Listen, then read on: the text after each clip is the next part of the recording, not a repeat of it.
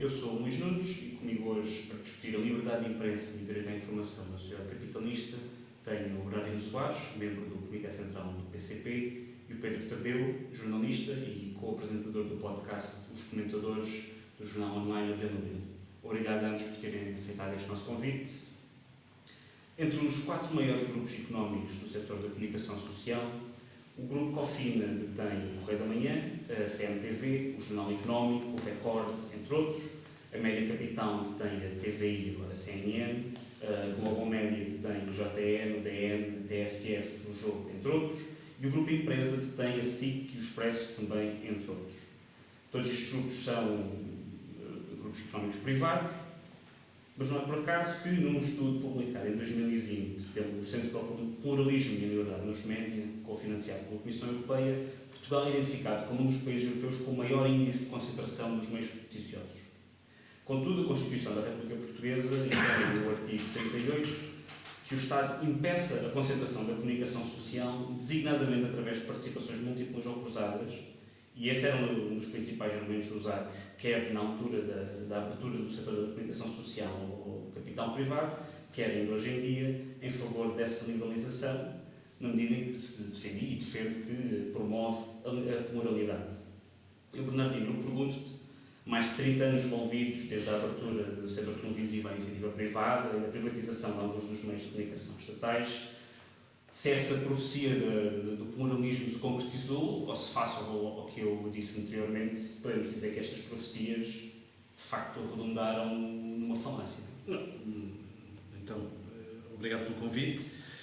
Não se concretizou. O que se concretizou foi aquilo que o PCP disse na altura, que era que este caminho ia levar a um condicionamento da informação e do jornalismo pelos principais poderes económicos, e isso tem vindo a verificar-se, sem dúvida, nos últimos anos. E eu diria que há, por um lado, a gravíssima questão do condicionamento que isso significa do ponto de vista ideológico, da liberdade de exercício da profissão de jornalista, do tipo de notícia e da sua orientação, mas até há um empobrecimento, isto é, poderia pensar-se que o facto de haver vários canais de televisão, uma diversidade de rádios privadas, nos traria uma grande diversidade da informação. E isso não acontece. Nós, se fizermos o exercício de ver todos os dias os principais telejornais das televisões, não vamos encontrar notícias muito diferentes e, sobretudo, não encontramos abordagens dessas notícias muito diferenciadas de um canal para o outro. E porquê que sentes que... Qual é a contradição que existe entre a penetração de capital privado e a concentração de vários meios de comunicação em um número muito reduzido de grupos económicos privados e a limitação da diversidade de conteúdo informativo e todos os conteúdos, naturalmente? O que é que existe aqui? Que contradição é que há? Se é que há alguma?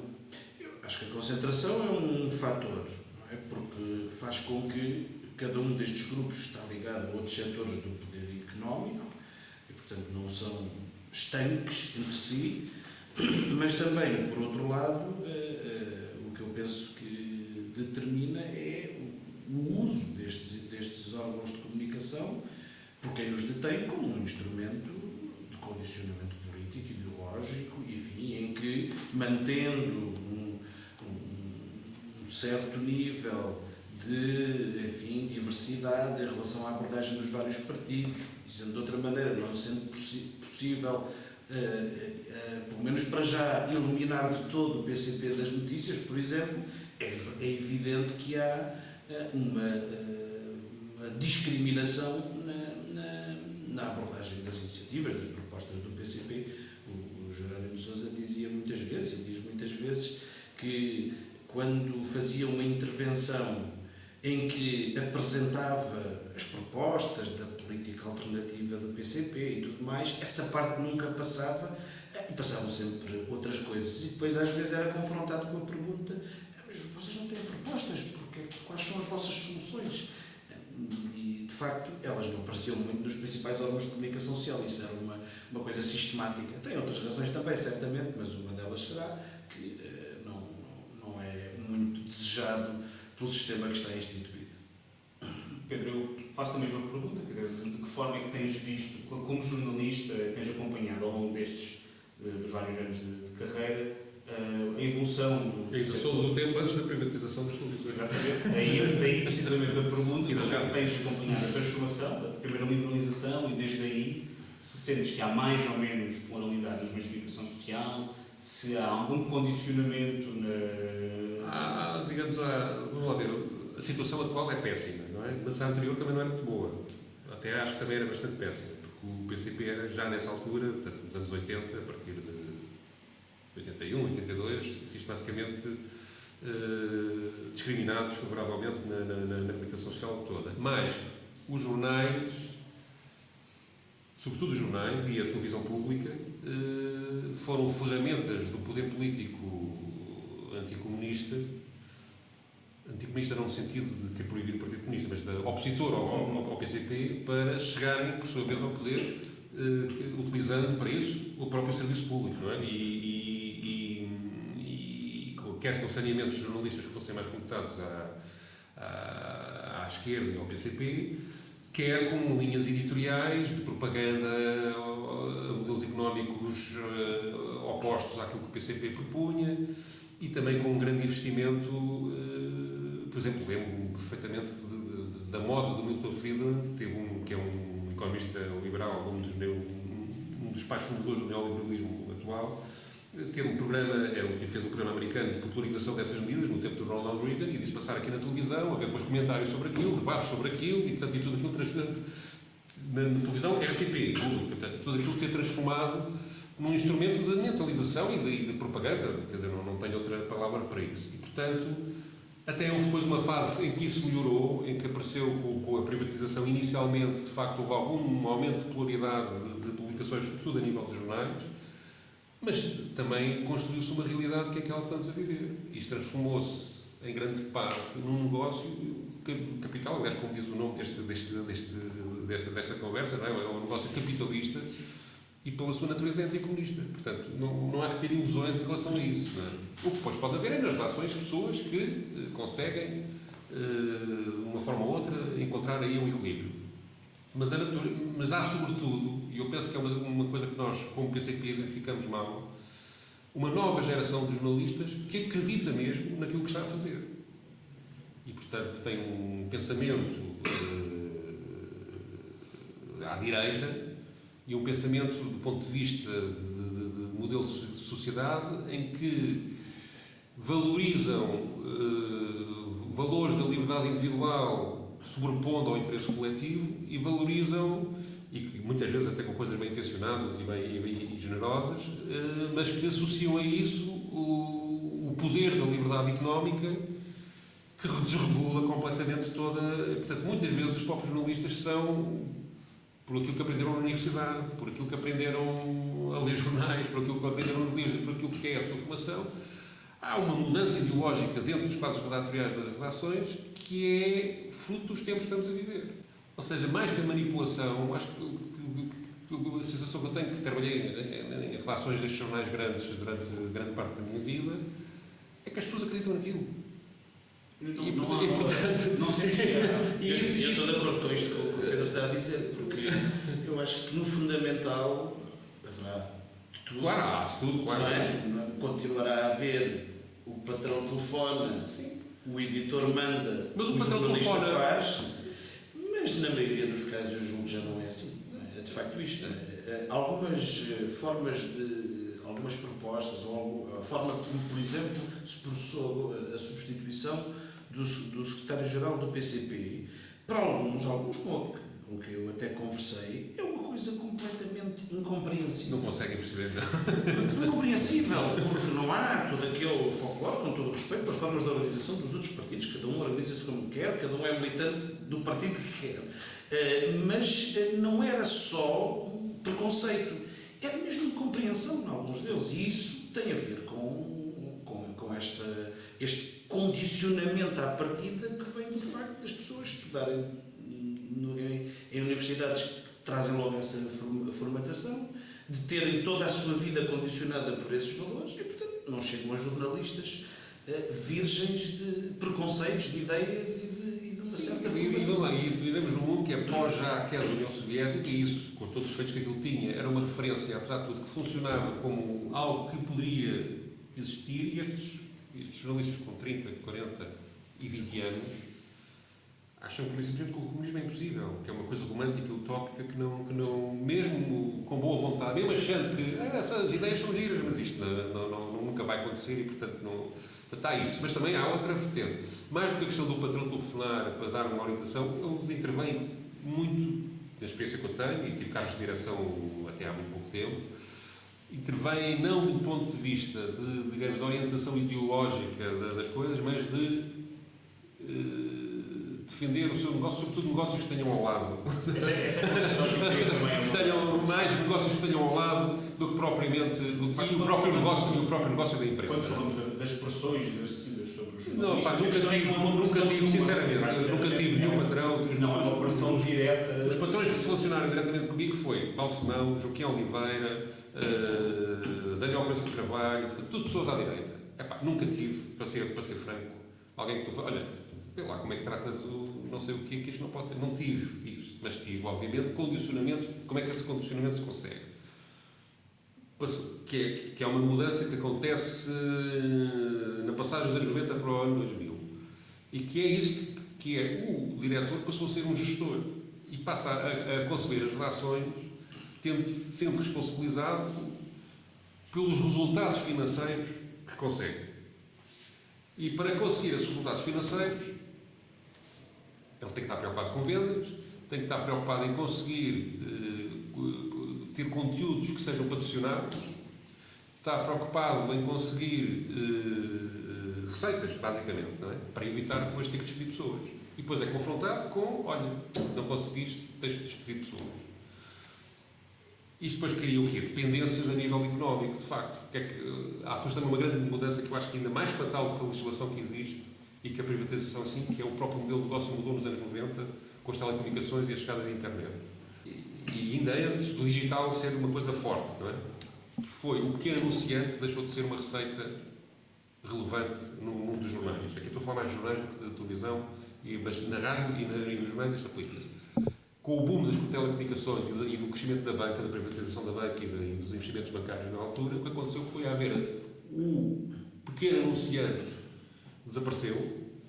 Hoje em dia está no Amazon a vender coisas, ou no OLX, ou não sei o quê, portanto, e os jornais perderam todo esse negócio para essas estruturas que procuraram preencher esse vazio, e passou a haver um anúncio de agência. E o anúncio de agência é o quê? Anúncio da Vodafone, da EDP, não sei. E este tipo de ambiente cria uma tensão dentro das relações que é um filtro automático. Mas esse é um ponto fundamental. Quer dizer, a liberdade de imprensa está consagrada na Constituição e é... Mas como é que tu acusas alguém de estar aqui a condicionar a liberdade de imprensa? Não consegue. Porque a liberdade de imprensa existe na perspectiva de que há aqui um bem jurídico essencial que é necessário defender, até para haver uma sociedade democrática. Mas o propósito de um grupo económico privado que tem um meio de comunicação não é a liberdade de imprensa em si, é a maximização do lucro. E, portanto, não, depende também também podemos falar, há vários tipos de jornais. Sei lá, eu já fiz um jornal tabloide, já fiz um jornal de referência, já fiz jornal partidário, eu fui da Redação do Avante durante 9 anos, e portanto cada um destes tem um conteúdo editorial diferente, destina-se a públicos diferentes. Uma notícia política no 24 horas, foi o jornal tabloide que eu fiz, que já não existe, onde aliás tratei muito com ela aqui o Bernardino, Já não me lembro. mandei-me para a Coreia do Norte. Nunca foi. Essa viagem nunca chegou. Fiz uma subscrição pública fui eu que para ele ir para comprar um bilhete para ir para a Coreia do Norte. Mas digamos, uma notícia política ali não tem o mesmo tratamento que no jornal de referência como Diário de Notícias. É completamente diferente. Procura-se um lado divertido, mais bizarro, mais. Portanto, deste ponto de vista formal, até há pluralidade. O que há depois é o filtro de, digamos, as ideias que parecem ter valor nunca são as nossas ideias. Isso é que é o problema, não é? As nossas, e quando digo as nossas, atenção, isto é de banda muito mais larga, porque não é só o PCP que é discriminado, não é? É uma série de ideias que possam pôr em causa o domínio ocidental em relação ao mundo, parecer ser a grande banda larga, não é? O Ocidente continua a ter um espírito colonizador e, portanto, continua a querer dominar o resto do mundo e, portanto, isto não pode ser. Não pôr em causa nem o euro nem a União Europeia, são coisas que só em artigos de opinião, mas, digamos, notícias desse género são difíceis de passar. Há uma ideologia dominante, mas que corresponde à ideologia que domina as próprias relações, as próprias pessoas, não é? Que é muito central, não é? Eu outro dia estive a falar com uma jornalista que me telefonou a pedir ajuda para ver se eu lhe podia sugerir nomes de economistas que não fossem neoliberais. Porque eu não encontrava e queria de vez em quando convidar alguém. E eu disse, mas como não? E enfim, disse-lhe 5 ou 6. Só 1 ou 2 é que eram do PCP e os outros é outra gente. Na parte da economia. Na economia isso é muito visível. Muito visível, não é? Portanto, o peso do neoliberalismo. E isto é ligado à questão esmagador, que é a questão das receitas. Muitos destes economistas que fazem comentário nos jornais e nas televisões, além de estarem ligados a universidades e serem eles próprios professores daquilo que é considerado as melhores universidades portuguesas na área, as melhores faculdades, também depois têm ligações a empresas que são também, por sua vez, patrocinadores de conteúdos. E isto é um modelo complicadíssimo. Eu acho que esta questão da necessidade, o Pedro disse, é verdade, há jornais que não existem para dar lucro. Existem para ser um instrumento de influência política, não é?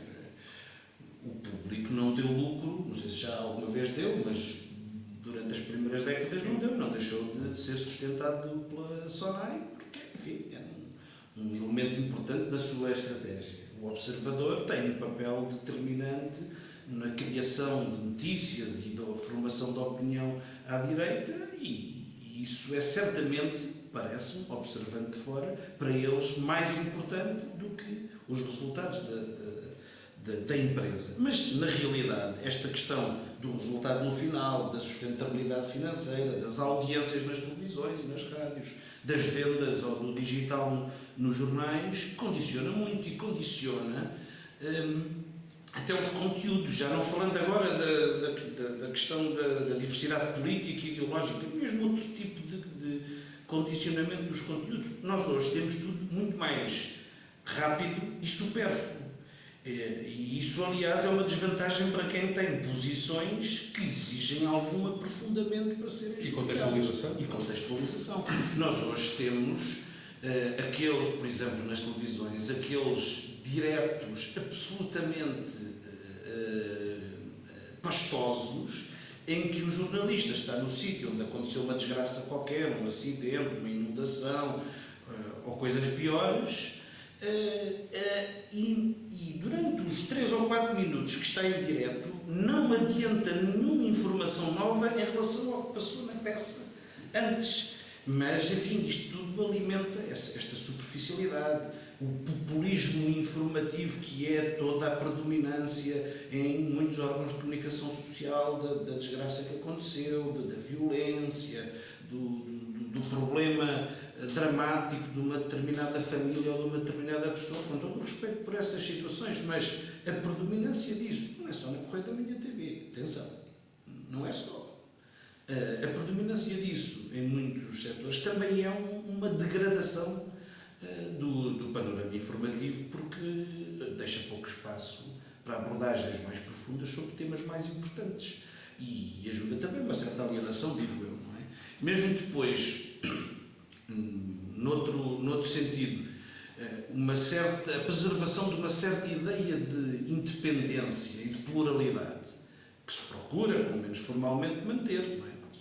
Apesar de tudo, vai-se ouvir a outra parte, enfim, quando se fala na Assembleia de um tema, em geral ouvem todos os partidos, em geral, pronto, isso formalmente vai funcionando, mas depois nós vamos ver os comentadores mais vinculados a partidos políticos e aí é gritante. E mesmo dos chamados comentadores independentes, enfim, que não estão vinculados em nenhuma corrente política ao partido, isso também é. Outro dia ouvi um, que é jornalista, dizer sobre a guerra na Ucrânia, a falar do regime comunista de Putin. De facto, o Bernardo estava a dizer uma coisa que é, e que eu queria muito sublinhar. Uma das redações que quando eu propunha, então porque é que não se fala com esta pessoa do PCP? Eu disse, tipo um chato de galochas. Praticamente era sempre a história de, ele é um chato de galochas, não é? E porquê é que é um chato de galochas? O chato de galochas é uma expressão já um bocado antiga, mas eu sou antigo. Porque nós, precisamente porque temos que explicar uma sociedade que não existe, temos sempre, antes de explicar a nossa medida, tem este enquadramento. Então temos que contar a história desde quase o início da humanidade e quando é que começaram umas pessoas a ficar como proprietárias e outras a ser exploradas, não é? Portanto, isto, nesta sociedade rápida, de informação ao segundo, etc., não tem enquadramento, não tem capacidade de penetrar. Torna-se uma chatice. Isto é verdade, eu também acho que nós temos que falar mais com os jornalistas da comunicação social, perceber melhor, conversar, explicar, não de uma forma formal, passa a repetição. Mas isso também faz falta, porque é preciso essa disponibilidade, sem prescindirmos dos nossos princípios, nem revelarmos coisas que não podemos revelar, mas é preciso também condicionar no bom sentido, isto é, mostrando de outra forma, outro ponto de vista, enfim, e depois isso tem mais efeito ou menos, não é? Porque eu também tenho a sensação, para muitos, algumas coisas que nós dizemos são absolutamente esotéricas. E isso é uma barreira muito difícil. Por exemplo, o Jerónimo tinha enorme simpatia dos jornalistas que o acompanhavam. As pessoas gostavam dele. Não tenho, aliás, conhecimento de um jornalista que tivesse acompanhado o trabalho de Jerónimo de Sousa que não gostasse da pessoa. E, no entanto, isso não impediu, como o Bernardino disse ao princípio, que, do ponto de vista jornalístico, ele nunca fosse muito bem tratado. Eu queria agora falar de um outro assunto, ainda aqui dentro destas questões da liberdade de imprensa, que tem a ver com uma decisão do Conselho da União Europeia de suspender as emissões de canais noticiosos russos, nomeadamente a Russia Today e a Sputnik, no seguimento dos pacotes de sanções aplicadas à Federação Russa como resposta ao conflito no leste da Europa. O Conselho da União Europeia é um órgão que não tem legitimidade democrática direta, é um órgão que não tem, quer no Tratado da União Europeia, quer no Tratado de Funcionamento da União Europeia, competência para regular as comunicações e a gestão de comunicações nos países, e tomou uma decisão unilateral em violação, inclusive, dos artigos 37 e 38 da Constituição da República Portuguesa, na qual o Estado português, nomeadamente a Assembleia da República, não foram tidos nem achados. Portanto, eu pergunto, Bernardino, quer dizer, o PCP manifestou-se publicamente desde o início contra esta medida, nomeadamente através dos deputados do Parlamento Europeu, que colocaram uma questão na altura ao Conselho, e eu pergunto, quer dizer, se, para além dessa apreciação, que é pública, se o Conselho pôde, desta forma discricionária, proibir, neste caso, órgãos de comunicação social específicos, quer dizer, que garantia tem qualquer outro meio de comunicação social no futuro de que não, por um critério de oportunidade política, não será o seu direito de transmitir colocado em causa? Pois, essa decisão abre essa porta de forma completa, não é? E os argumentos que foram utilizados para justificar essa censura, no fundo é isso, poderão ser adaptados para outra coisa qualquer. E mesmo em relação à legitimidade jurídica, o problema é que nós temos um governo, este e anteriores também, que aceitam as determinações da União Europeia muito para além daquilo que já é muito, está previsto nos tratados e na própria Constituição da República. Portanto, essa submissão e abdicação de soberania é uma constante e isso é altamente lesivo dos nossos interesses e, naturalmente, para pôr em causa a nossa liberdade e a nossa democracia. E nós, aqui do ponto de vista do PCP, quando olhamos para isso, é evidente que olhamos com preocupação. Não podemos deixar de olhar com preocupação, porque não faltaria cá também em Portugal quem gostasse de adaptar essa decisão a coisas mais internas e mais nacionais. Não é? Até porque há um acompanhamento de uma vertente nisto que é uma campanha de pôr no mesmo patamar comunismo e nazismo, não é? E portanto, autoritarismo com comunismo. Portanto, isso vai-nos bater à porta. Não tenho dúvidas nenhuma, mais tarde ou mais cedo vai-nos bater à porta. Mas há aí outra coisa que me parece que é para percebermos que uma suposta democracia consegue distorcer, para já eu acho espantoso que a Comissão Europeia decida uma coisa e no dia seguinte já não havia Russia Today nos canais cá em Portugal, uma coisa completamente, nem sabia que era possível tecnicamente conseguir fazer isso assim, não é? Portanto é extraordinário. Mas, e sem o mínimo protesto, ou tirando o PCP, acho que não houve mais protesto nenhum, que eu me lembro, sendo que depois, de facto, aqueles que hoje em dia são os algozes, um dia serão as vítimas de uma... Mas isto liga-se também com a prática do jornalismo e com, digamos, a alteração das mentalidades das relações permite que isto aconteça com um mínimo de protesto. Apesar de tudo, agora estou-me a lembrar, houve algumas pessoas que fizeram, até de direita, que fizeram observações críticas em relação a isto.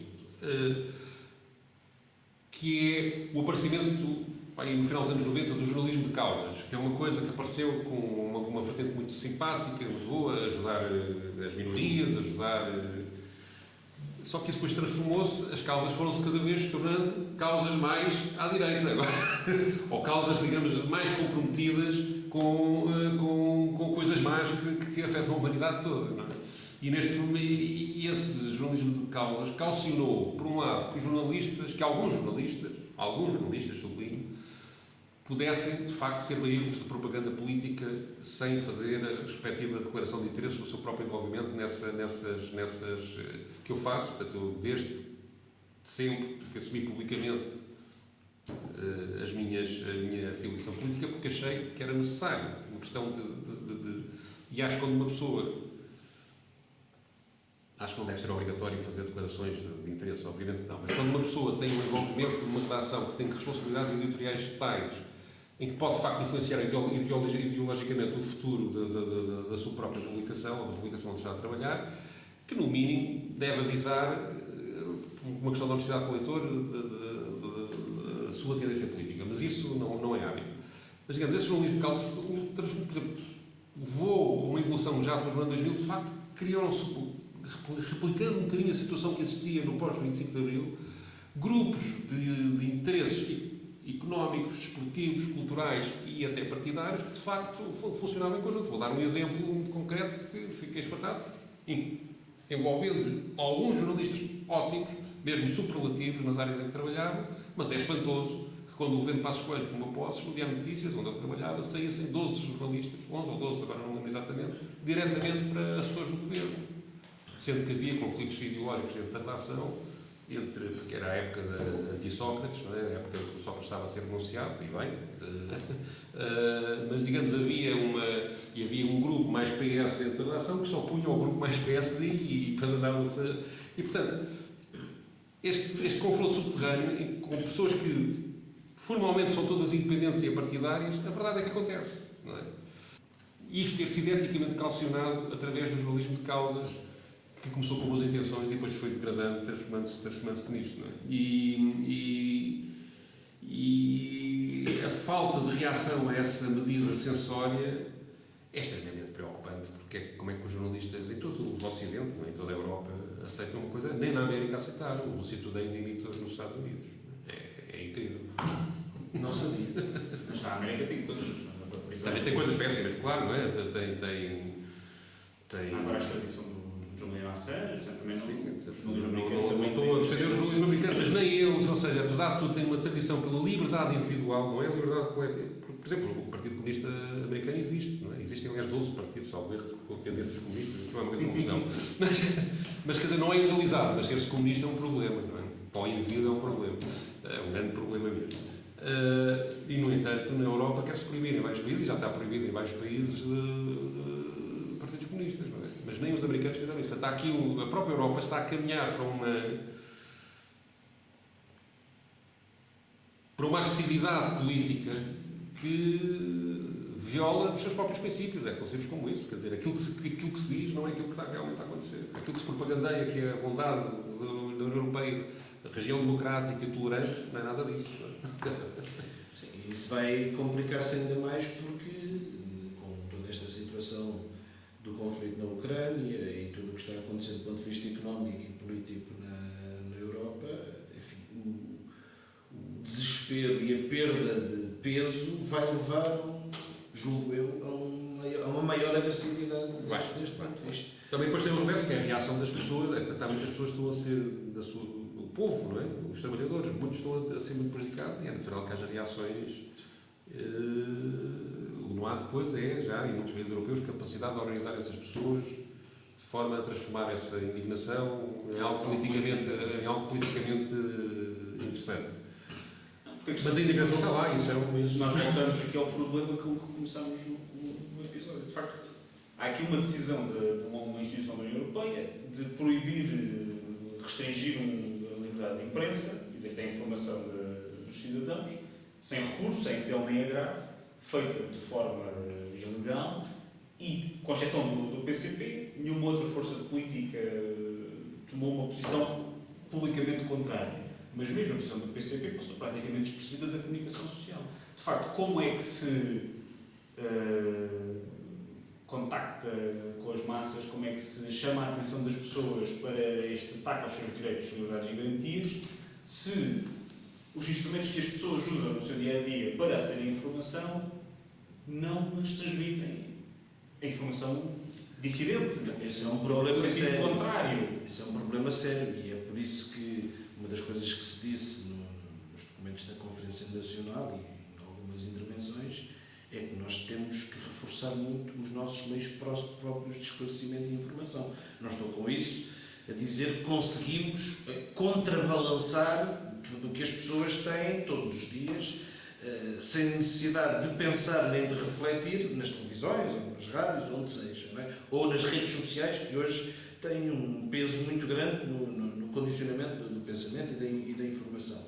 Agora, de facto, nós precisamos de encontrar esses meios, de reforçar esses meios, e isso, não contrabalançando, tem que ser um caminho. E aqui o capitalismo dá sempre a vantagem, porque para fazer isto bem é preciso dinheiro. Quem é que tem dinheiro? Os capitalistas. Portanto, é um problema. É um problema.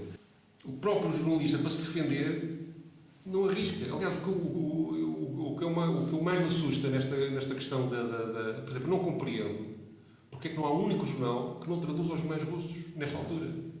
Que é uma coisa óbvia, dizendo, atenção, isto é informação que não está filtrada, que não está trabalhada, mas é o que os russos andam a pensar neste momento. Porque ninguém sabe o que é que eles pensam. Porque é simples tradução. Isso tem interesse jornalístico. Tem interesse jornalístico, não é? Pois as pessoas têm medo, eu já falei disto com vários diretores de jornais, eu sou amigo de vários deles, e respeito muitos deles, por exemplo, têm medo que isso provoque, por um lado, o próprio público que reaja, porque a questão da guerra está muito, sobretudo no princípio, estava muito emocional, que os próprios leitores reagem de uma forma negativa, ou os espectadores, etc. E lá se vai, a clientela, não é? E a própria administração achar que é uma coisa louca estar agora a dar, nesta altura, voz aos russos. Mas eu gostava de saber o que é que os russos pensam, não é? Gostava, não é? Isso, ainda por cima, havendo essa censura. Quer dizer, eu nunca na vida vi o Russia Today, só me interessei no momento em que aquilo foi proibido. Mas quer dizer, gostava de saber o que é que eles pensam, gostava. E tem interesse jornalístico, além de exigir, de trazer um certo equilíbrio informativo que hoje em dia não se consegue.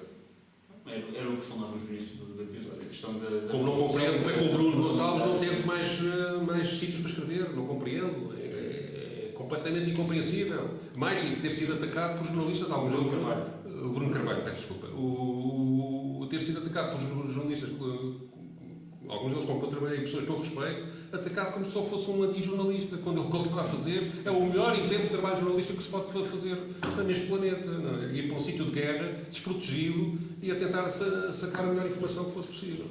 Para mim, é um herói neste momento. E assim chegamos ao final deste episódio. Havia muito mais coisas que poderíamos dizer, mas infelizmente já esgotámos o nosso tempo.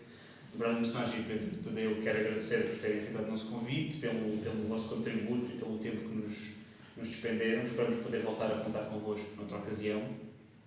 E assim chegamos ao final deste episódio de Direito à Esquerda, o podcast do subsetor dos advogados e juristas de Lisboa do PCP. Regressamos no próximo dia 12 de janeiro e teremos connosco a Emília Inácio e a Patrícia Cachapa para discutir os direitos dos imigrantes e o papel do CEF na sua proteção. Até lá, sigam-nos nas plataformas do costume, deixem gostos, subscrevam e partilhem.